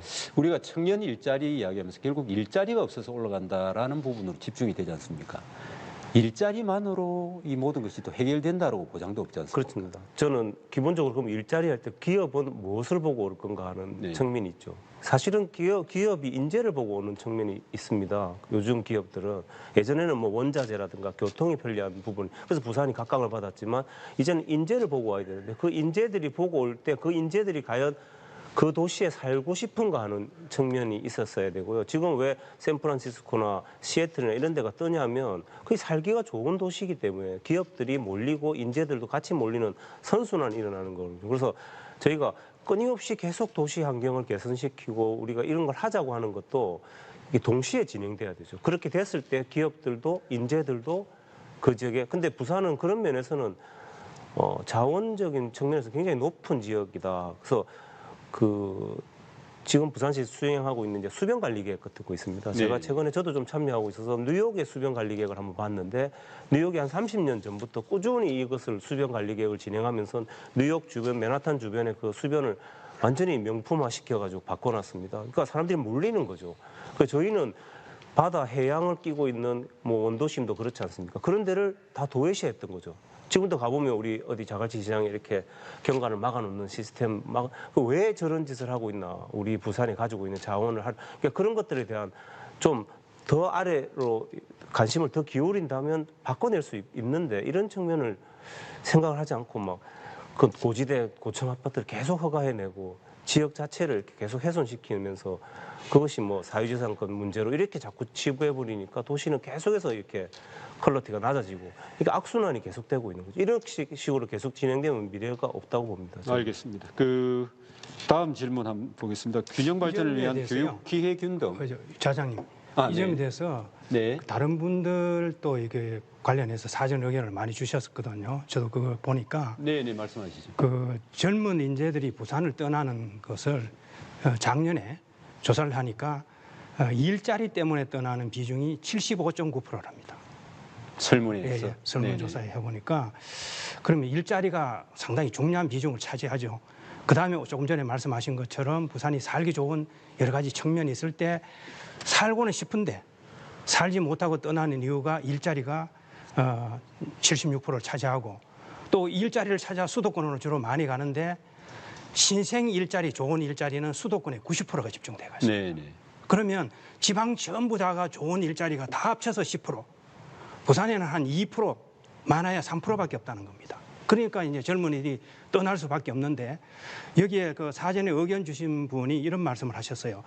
젊은이들을 끌어들이는 매력을 만들고 성장할 수 있도록 가능성의 도시를 만들어 줬으면 좋겠다 하는 사전 의견을 주신 분이 있어요. 그래서 그러면서 또 한 분이 말씀하신 것은 일자리 파급 효과가 큰 글로벌 기업을 유치를 시키면 좋겠다. 이런 말씀을 또 해주셨고요. 지역의 특성을 살려서 꾸준한 지원과 네트워크를 연결시킨다면 부산시가 좋지 않겠나. 저는 이와 연관해서 말씀드리고 싶은 것은 아까 제가 그 균형 발전의 경우에 성공 사례는 프랑스입니다. 바로 그 대표적으로 프랑스는 1940년대 당시 47년에 뭐냐면 어떤 학자가 한 분이 말씀을 그 저서를 했는데 파리와 프랑스 사막이라는 저서를 냈습니다. 글라비에르라는 학자인데 그 책 한 권이 센세이션을 불러내서 프랑스의 균형 발전 정책을 완전히 바꾸었습니다. 네. 그리고 프랑스는 완전히 바뀌어서 이제는 많이 균형 발전이었습니다. 사람은 태어나면 우리 수도권을 간다 하듯이 서울 간다 하듯이 프랑스 사람들은 태어나면 파리로 가고 그러다 보니까 1947년 당시에는 다른 지역 지방은 사막화되고 있다. 아, 파리가 황폐화되고 과밀이 됐네요. 그 당시에는. 그래서 파리와 프랑스 사막이라는 책을 지었는데 그걸 나중에 드골 대통령이 그걸 인식을 하고 그걸 받아들여서 프랑스도 이제 균형 발전 정책을 하자 해서 지방 분권 균형 발전 정책의 단초를 마련했는데 지금 프랑스는 뭐냐면 지방 분권 발전의 가장 중요한 일자리입니다. 그래서 뭐냐면 옛날에는 파리에 좋은 일자리가 있었는데 지금은 우리에 해당하는 마르세유 인근의 소피아 앙티폴리스라는 데 세계적인 우리 그 실리콘밸리와 같은 벤처 기업을 만들고 뚜루즈 지방에 또 우리 같으면 호남권, 남북권 이런 지역이 공기 좋고 살기 좋잖아요. 그런 지역에 세계적인 기업을 유치해 가지고 산업을 특성화시켰다는 말입니다. 그러다 보니까 프랑스는 요즘은 지방의 대도시들이 많이 살고 심지어 중소도시와 농촌까지도 인구가 증가해서 인구가 출산율도 2.1까지 우리는 0.78입니다만 2.1 수준으로 인구도 증가하고 균형 발전도 되고 그래서 지방 분권도 추진하고 이렇게 해서 프랑스는 균형 발전 문제를 해결할 때 산업과 여러 가지 좋은 여건들을 우리처럼 좋은 여건을 살려나간다면 충분히 가능성이 있지 않겠나. 앞에서 말씀하신 분들 토대로 해서 저는 그 말씀을 드리고 싶습니다. 국가적인 과제로 그걸 추진하다 보니까 지금 성공했다. 네. 그런데 우리는 국가적인 과제는 이미 서 있지만은 그걸 좀 추진하는 동력이나 이런 부분이 너무 부족하다. 그렇죠. 그런 부분에서 또 하나가 이제 국가가 개입을 하는 부분도 있지만은 우리 도심, 부산 지역 내에서 동서간 뭐 격차들이 있지 않습니까? 그중에 교육의 격차를 좀 제기해 주신 분인데 교육기가 균등하지 못하다 이런 생각을 하시는 분입니다. 교육 환경이 각 구마다 고르게 편성되지 않으면서 인구가 계속 줄거나 늘고 낙후되고 이런 부분들이 과밀이 되고 이를 해소할 수 있는 방안이 꼭 필요한데 지금 그것이 없는 것 같습니다라고 질의를 해 주셨어요. 누가 좀 답변을 해 주시겠습니까? 네, 김육수 위원님. 그 뭐 교육 부분의 불균형 자체가 결국에는 인구 이동에 관계되는 부분이거든요. 네네. 결국에는 그 수요가 있어야 되는 부분이기 때문에 사실 해운대 같은 경우는 학급당 초등학교 학급당의 센텀초 같은 경우는 1000명이 학교 전체가 1000명이 넘거든요. 그런데 반면에 명도라든지 저런 데는 인구가 좀 계속 줄다 보니까 훨씬 뭐 100명도 안 되는 학교가 수두룩합니다. 부산 같은 경우는 사실은 제가 계획을 했던 부분이 있는데 4년 전에도 부산의 폐교 예정 학교만 30개 정도 되거든요. 그런데도 교육청에서도 그 발표를 못 합니다. 왜냐하게 되게 되면 민원이 워낙 많다 보니까 사실은 2023년까지 폐교하기로 했던 게 한 29개 정도 되는데도 말을 못할 정도로 워낙 그 이런 부분이 지금 계속 그 문제가 되다 보니까 유지를 하고 있는 그런 상황이거든요. 그럼에도 불구하고 계속 이렇게 숨겨야 될 것도 아니고 근데 이게 공론화를 열게 되게 되면 이게 그 지역에 또 침체가 더 가속화되다 보니까 그렇게 하기도 힘듭니다. 예를 들어 해운대 같은 경우는 센터 미초교 같은 경우를 부산시 교육청에서 신청을 합니다. 워낙 과밀이니까 학교를 정설을 하게 해달라 하는데 교육부 승인 안 해줍니다. 3번을 올려도 다 받고 당했어요. 지역 내에서 재배치를 해라 하는 그런 논리로 나오다 보니까 이제 그 사실은 안에서 조정을 해야 되는 부분이다 보니까 뭐 학교가 뭐 고등학교가 옮겨가는 그런 부분까지도 지금 거론이 되는 그런 상황이거든요. 그래서 지역 균형 발전의 핵심은 또 결국에는 그런 부작용이 이 교육이라든지 문화 격차 이런 식으로 되다 보니까 이게 참 딜레마입니다. 말은 좋아서 도시 균형 발전이지 똑바르게 똑같이 잘 사는 거냐 하면 그건 아니거든요. 그럼에도 불구하고 너무 심한 경우에는 어떤 균형을 맞춰줄 필요가 있다 하는 게 교육도 그런 부분에서 이해를 하시면 조금 될 것 같은 부분입니다. 그럼 앞으로는 불편한 사실들도 좀 공론화시켜서 함께 풀어나가자. 이 인식이 조금 오픈돼야 된다 이런 부분하고 맞닿아 있겠다고 좀 보시면 되겠네요. 그 아까 토론에서 잠깐 나왔지만 우리 시청자 질문에도 하나 나왔습니다. 기후 변화 이 부분을 언급을 안 하고는 도시 계획이 균형 발전이 지금 갈 수가 없다. 더더구나 AI 부분도 마찬가지다. AI를 이야기할 때 지금 기하급수적으로 뭔가가 변한 부분에서 한번 따라잡지 못하면은 그게 영원히 뒤처질 수밖에 없다 이런 위기감까지 고민되고 있는데 그게 이제 그 도시 균형 발전하고도 관련돼 있는 듯합니다. 이런 부분에서 결국 청년 실업하고 고령화 이런 부분이 맞닿아 있다라고 보고 지방으로 모두 서울에 쏠리고 있는 부분 막막하기만 합니다. 어떻게 보십니까? 라는 부분은 어떻게 해결 좀 해주십시오라는 질문하고 같은데 어떻게 보십니까? 우리 정상도 실장 아까 기후 위기를 말씀해 주셨는데 사실은 AI는 따지고 보면 이 그 지역적인 한계를 극복할 수 있는 분야라고 생각을 합니다. 예를 든다면 물리적인 어떤 거리나 아니면 시간적인 거리를 극복할 수 있는 하나의 통로라고 생각한다면 그게 가능한데 그 AI가 만들어진 곳을 보면 AI와 관련되는 어떤 산업과 흐름이 만들어지는 곳을 보면 결국은 인적 자본, 물적 자본이 직접 초직접된 데서 그게 나오더라는 이야기죠. 네. 그래서 시선을 다르게 보시네요. 예를 든다면 샌프란시스코가 그렇게 창업 생태가 잘 돼 있다는 건 거기에 그만큼 창업 생태계를 무게 살릴 수 있는 인적 물적 자본이 집적이 돼 있기 때문에 그래서 터져 나오는 거지 않습니까? 이제 그런 면이 참 중요하다고 보고요. 그러면 부산이 대학이 20개가 넘죠. 그 인적 자본이라는 게 만만한 곳은 아니라고 봅니다.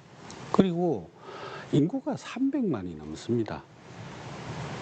그러면 뭘 해도 뭔가 하나는 만들어낼 수 있을 정도의 그릇은 되지 않느냐. 그런데 지금까지 서울과 비교를 할 때 절대적인 수치가 낮다. 그러면 하다못해가지고 울산이나 경남까지 이렇게 광역권을 엮어가지고 더 인적 물적 자본을 집적하는 방법은 없겠느냐. 그게 사실은 특별연합이었습니다. 300만이 집적이 되는 거하고 800만이 집적이 되는 건 다르겠죠. 근데 그런 기회는 이미 놓쳤습니다. 네. 그리고 또 한 가지 다시 돌아오면 정말 대학이 20개가 넘고 인구가 300만이 넘는 이 도시가 지금까지의 이런 발전 방향, 전략으로 계속 따라가기만 할 때 그 끝은 참으로 그름이 할 것 같습니다. 네.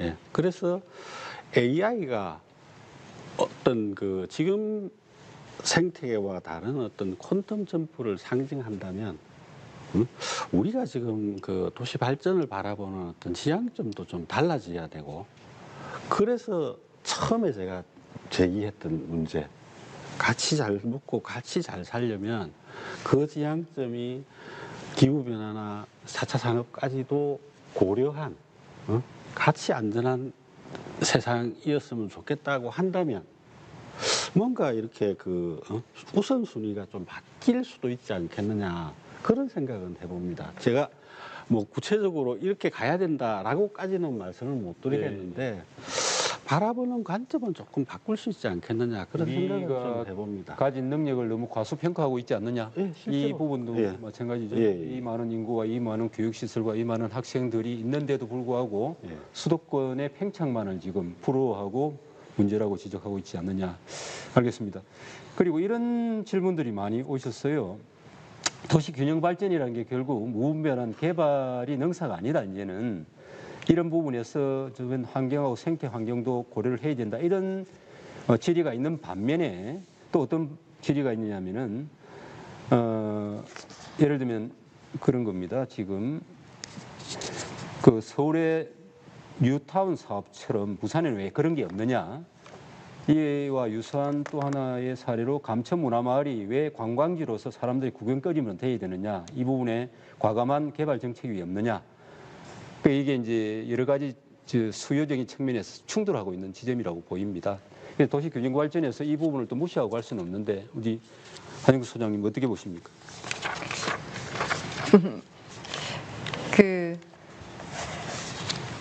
저는 아까 생활권 계획이라는 얘기가 나왔는데요. 이제는 그 생활 단위, 현재 지금은 뭐 6개 중생활권에 대한 기본 방향이 있는데 이제 정말 촘촘하게 62개로 구분이 됩니다. 그렇다 보면 62개 안에 한 동 두세 개가 내지는 동 단위로 굉장히 촘촘한 계획이 되게 되는데 거기에서 함께 고민을 하면서 조금 결정을 지어 가야 되는 부분이 분명히 있는 것 같습니다.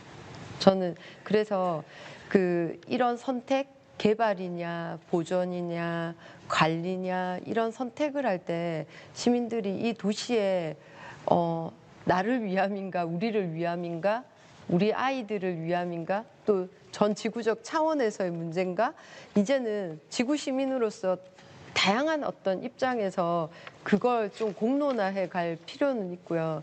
이제 그 공론화를 시작하고자 하는 정책이 저는 15분 도시 정책이 시작이었다고 보거든요. 그래서 이 정책이 박형준 시장님이 얘기를 해서 시작이 되었지라고 하고 누군가의 정책이 아니라 사실 타 도시에는 15부 정책이 안 맞을 수 있어요. 분지형 도시이거나 좀 다른 컨디션에서는. 하지만 부산에서는 이제 또 이것들을 해가기 위해서 도전하고 있고 촘촘한 생활권도 검토하고 있으니 잘 자리 잡아서 이 지역을 위한 좋은 선택이 될 수 있도록 좀 노력하는 과정, 그런 것들이 지금 우리 세대에게 맡겨진 과제가 아닌가 그런 생각을 하고 있습니다. 용광로 같은 지역 시민들의 수요를 15분 도시가 일단 어떤 식으로 접점으로 개소를 해줘야 된다, 물꼬를 터줘야 된다. 네. 이런 뜻으로 좀 보고 있습니다. 이런 또 실시간 댓글이 왔는데요. 가덕신공항 꼭 이뤄주세요. 그리고 엑스포와 관계없이 북한을 재개발한다는 것인가요? 라는 질문도 하나 있었고요. 이 질문 댓글 중에 엑스포에 대한 응원의 글이 굉장히 많습니다. 2030 부산 세계 박람회 개최로 부산의 혁신적인 변화를 바라봅니다. 시민들의 기대는 사실 굉장히 높은 것은 사실인 것 같습니다. 근데 이 부분을 어떻게 이제 되면은 더할 나위 없이 이 부분이 부산시가 계획한 대로 부산 시민의 바람대로 갈 수 있는데 만약에라는 부분을 우리가 간과해서는 안 되는 부분들을 또 생각을 해봐야 되지 않는가 싶습니다. 저희가 부산 도시 균형 발전에 대한 문제로 지금 토론회를 이어가고 있는데 벌써 83분이 흘렀습니다. 예정된 시간이 한 10분 정도 이전밖에 안 남았는데 일단 이렇게 전개를 좀 하겠습니다. 지금 토론을 하면서 이 부분 좀 부족하다 싶은 부분을 자유롭게 좀 말씀을 해 주시죠. 좀 짧게 말씀을 딱딱 끊어가면서 하겠습니다. 먼저 하시고 싶은 분 먼저 말씀해 주시죠. 네, 제가 간단히 말씀드리겠습니다. 앞서 우리 정상도 논설실장께서 말씀하셨는데 사실 균형 발전의 경우는 더 광역적인 접근도 필요하다 했지만은 저는 좀 다른 시각이라고 보완적 시각에서 부산의 도시균형 발전은 보다 광역적 거시 차원에서 접근하고 대응하는 게 정말로 필요하다고 봅니다. 그것은 균형 발전은 부산시만으로는 해결하기 어렵기 때문에 저는 부산권, 더 넓게는 물론 뭐 부울경권이라 하지만은 단장 부산권 차원에서 김해, 양산, 거제 뿐만 아니라 주변 지역들 많지 않습니까? 이런 주변 도시와 연계 협력하는 게 상당히 중요하다고 생각을 하고 있거든요. 그래야 연계 협력을 함으로써 시너지 효과를 높일 수 있는데 선진국의 경우에는 도시계획을 할 때에 단일 도시, 예를 들어서 부산시만으로 한다든지 이렇게 안 합니다. 광역도시권, 부산권 해서 관련되는 김해 양산으로. 왜 그러면 그동안에 부산시 인구가 390만에서 330만 명으로 줄어드는데 한 60만 명 중에 7, 80%는 김해 양산 지역으로 주로 갔습니다. 그렇게 간 이유는 뭐냐? 일자리 때문에 많이 갔습니다. 또 일자리, 주거, 교육, 문화 이런 것 때문에 주변 지역으로 갔기 때문에 다른 나라에서는 반드시 부산시의 균형 발전 계획이나 부산시의 도시계획도 수립지만은 부산권 계획을 반드시 수립하고 모든 일자리, 고용, 교육, 문화를 연계시켜서 대응을 하는데 우리는 그러한 대응이 상당히 약합니다. 부울경보다는 더 중요한데 부경이 지금 잘 안 되고 있잖아요. 그렇지만 이건 정말로 절실한 것인데도 그동안 좀 소홀히 했기 때문에 앞으로는 이런 도시 간에 밀접하게 연관되어 가지고 이런 광역 도시권 차원에서 문제를 해결할 부분들이 많다. 이 점도 앞으로는 중요시 여겨야 된다. 이래서 말씀을 드립니다. 네. 도시 균형 발전이 부산만의 문제가 아니고 권역의 문제고 나아가서는 대한민국의 문제다. 이렇게 보면 되겠죠. 네, 정 교수님. 세 가지 정도 더 말씀드릴게요.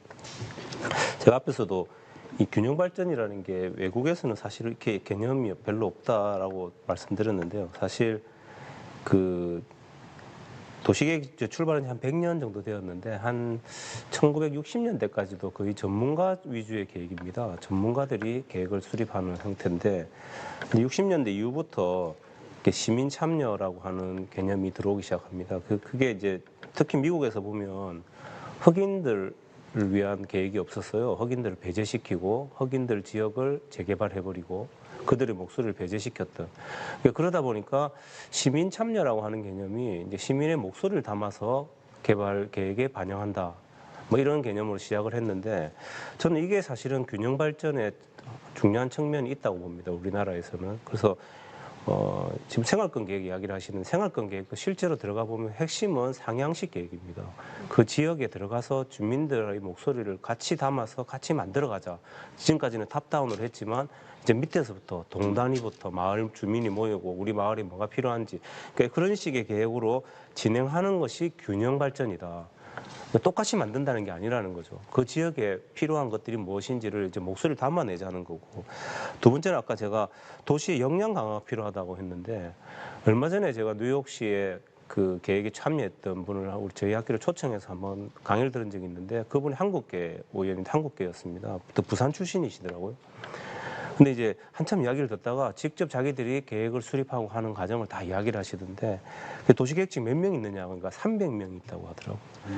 그리고 그분은 하버드에서 도시계획으로 석사까지 하신 분이고 그런 분이 300명이 있습니다. 네. 역량의 차이입니다. 분명히 제가 말씀드리는데요. 아무리 마음속에 막 이야기를 하고 뭐 이렇게 계획안을 발표하더라도 다 이게 지금은 그냥 지나가 버립니다. 실현이 되지 않고. 그래서 이런 측면을 강화시켜야 되고요. 세 번째로 앞에서 말씀하셨던 강력협력권인데 메가시티라고 했죠. 그래서 사실은 이렇게 균형 발전 측면에서 왜 안 되냐. 우리나라의 메가시티는 하나가 있어요. 수도권이 있더라고요. 수도권. 네. 그들끼리가 짜고 치는 건 아니라고 생각하지만 그냥 누구든지 보면 서울 수도권이 다 이렇게 전철로 다 있고 얼마 전에 이제 국토부 과장님하고도 한번 토론한 적이 있었는데 그 최근 10년 동안에 20년 동안에 강력철도 예산에서 94%가 수도권에 섰더라고요. 하하. 그게 어떻게 메가시티가 아니라고 할 수 있습니까? 네. 그럼 저희는 그럼 힘을 모아야 될 거 아니냐. 부울경 800만 명이 뭐 대구 경북까지 1000만 넘어가면 이쪽 좀 해달라. 그래서 협력을 하자는 건데 왜 이게 진행이 안 돼 버렸는지 이런 건 참 안타까운. 뭐 근데 저는 나중에 이게 초강력 협력권은 분명히 또 이야기가 나와야 되고 나올 거라고 보입니다. 이런 측면에서 같이 협력하는 그런 측면에서 이제 지역에서 발전하게 되면 국가의 어떤 균형 발전 측면에서 굉장히 도움이 되고 우리 지역 사회 뭐 정말 이렇게 좋은 뭐 지금도 우리 철도 사업 철도가 안 되지 않습니까? 여기 뭐 가까운 창원 이런 데도 철도가 있었으면 20분에 갈 수 있는 거리라고 네. 하는데 아직도 안 지어지고 있죠. 이런 것들은 참 되면은- 시민의 불편만 네. 가중시키는 그 측면이 부분이 사실은 이야기가 됐는데 그마저 무산이 되면서 지금 또 사라져 버렸죠. 알겠습니다. 혹시 더 다른 분? 네. 저는 한 가지만 말씀드리겠습니다. 제가 네. 어디에도 말씀을 드렸는데 우리 7, 80년대 경제 성장기에 우리 부산이 성장 억제 지역으로 묶여서 그리고 뭐 각종 규제로 인해 가지고 기업들이 다 떠나 나갔다고 말씀드렸어요. 그 당시에는 뭐 균형발전 특별법도 없는데도 정부 정책 하나로 강력하게 시행을 하니까 바로 되더라 그겁니다. 네. 오히려 차라리 지금이 관선이었으면 더 어때서를까 할 정도로 그렇게 자괴감을 느낄 정도인데 왜 지자체가 되다 보니까 전국의 지방자치단마다 다 눈을 다 뜨고 보고 있다 보니까 이제 그런 걸 못합니다. 네. 그러다 보니까 성장 억제 지역으로 수도권을 묶고 신설되는 기존의 기업들이 타 지역이 비수도권에 가게 되게 되면 인센티브를 지금 주는 게 어디에 있고 그 기회발전 특구거든요. 네. 기회발전 특구도 이제 시행을 하려고 지방시대위원회에서 준비를 하고 있는데 이제 그 정도 가지고는 또 막 달래는 정도밖에 별 효과가 없단 말입니다. 그래서 네. 신설 기업에 대해서는 비수도권에 가게 되게 되면 50년간 뭐 지방세를 전액 면제를 하든지 그런 과감한 정책을 펴게 되게 되면은 미래를 봐가지고는 내려옵니다. 세금 안 내려고. 우리 부산은 지방세 5배 준 거 하는 동안에 기업 다 떠나버렸어요. 네, 네. 못해서 못하는 게 아닌데 가게 되면 또 수도권에서 얼마나 또 발목을 잡겠습니까, 그지? 그게 무슨 말이고 하면서 또 막을 거기 때문에 이제는 국회의원 수도 작고 네, 네. 그래 못해서 못해놓은 게 아닌데 워낙 방패를 치다 보니까 지금은 어렵다는 겁니다. 그래서 제가 지역의 균형 발전 이야기할 상황이 아니다. 네, 네, 네. 왜냐하면 비수도권을 위해서 있는 수도권과 대척점에서 부산의 역할을 해야 된다 하는 측면에서 발전을 했던 부분이 과감한 정부 정책을 끌어내려면은 지역이 똑똑해야 된다. 정신을 바짝 차려야 된다. 이 말씀이시죠? 알겠습니다. 혹시 우리 정상도 실장, 시간 다 됐네요. 아니, 우리 시간 괜찮습니다. 부산 사람이라는 데 대한 자부심을 조금 더 키웁시다. 자부심이 필요하다. 네, 알겠습니다. 우리 한 소장님. 네. 네. 뭐 저도 부산처럼 매력적인 도시가 전 세계를 봐도 없거든요. 도시를 계속 연구를 해도. 그렇기 때문에 이 매력을 훨씬 더 강화시킬 수 있는 게 전략을 좀 각자 고민을 하면 기회는 올 것 같습니다. 네, 알겠습니다. 감사합니다. 그 기회 중에 하나가 가덕 신공항 2030 월드 엑스포인데 또 그 기회를 너무 과대평가해서 또 나아가면 또 다른 또 문제가 발생하지 않을까라는 우려도 오늘 토론에서 좀 나온 부분이 시청자분들도 그런 부분을 좀 이야기를 제기를 하고 있습니다. 그리고 우리 스스로가 가질 수 있는 능력을 가질 때 아무리 던져줘도 받아 먹을 수 있는 그 능력이 안 될 때는 또 다른 문제가 생기지 않을까라는 생각마저도 듭니다. 오늘 시청자 여러분 토론을 어떻게 보셨는지 모르겠습니다. 저희가 부산시와 국제신문 그리고 KN이 공동 주최한 부산시민 대토론회를 오늘 가졌습니다. 도시 균형 발전이라는 주제로 가졌는데요. 균형 발전이라는 게 결국 불균형이 되니까 균형으로 가야 되겠다 이런 생각이 듭니다. 몸도 불균형이 되면 결국 건강에 문제가 생기고 건강이 악화되면 결국 몸 전체에 심각한 문제가 생기는 것이겠죠. 지금 저희가 가고 있는 그 길의 중심에 불균형이 심화되고 있는 것은 아닌지라는 심각한 우려들도 많이 나오고 그러면서도 뭔가 솔루션은 분명히 있다. 그 솔루션의 첫째가 우리 스스로를 제대로 알아야 된다. 우리가 가진 역량이 뭔지를 제대로 알아야 되고 과거에 했던 방향대로만 가서는 안 된다. 이런 부분들이 오늘 토론에서 분명히 나온 것 같습니다. 그래서 이번 이 토론이 뒤늦은 감도 있지만은 절대 늦은 부분도 아니다라는 생각을 또 해보게 됩니다. 네. 이렇게 90분이 조금 넘었습니다. 이렇게 토론회를 가졌는데요. 이 자체가 뭔가를 결정짓는 것이 아니고 새로운 시작의 모멘텀이 될 수 있는 토론이 될 수 있도록 기대해 봅니다. 네, 오늘 토론에 나서주신 여러분들 고맙습니다.